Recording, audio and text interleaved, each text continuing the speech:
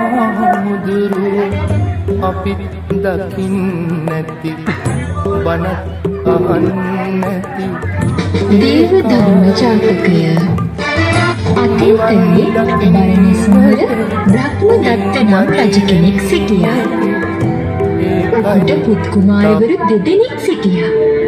වැඩිමහල් කුමාරයාගේ නම තමයි මහින්සාස. බාල කුමාරයාගේ නම තමයි චන්ද.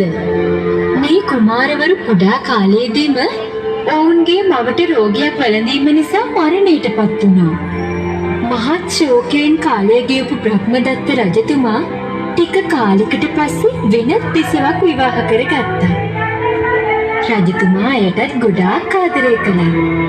කාලය ගත වෙද්දී ඉසත් ලස්සන තාමත් ප්‍රීතියට පත්වුණු රජතුමා මාළිගයේ සාද සැනකෙළි පවත්වමින් අලුත් පුත් කුමාරයාගේ ඉපදීම උත්සවශ්‍රීයෙන් සමරුවා.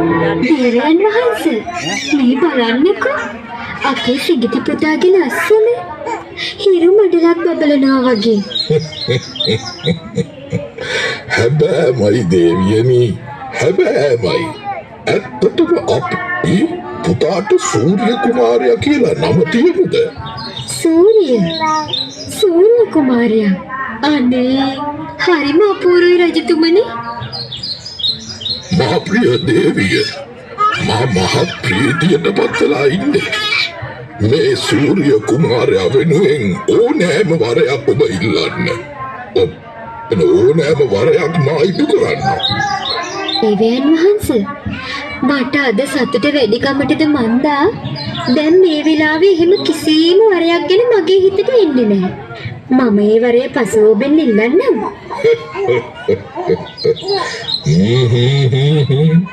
දේවියගේ කැමැත්ත. අපේ කාලය මොනතරම් වේගයෙන් ගෙවී ගියාද.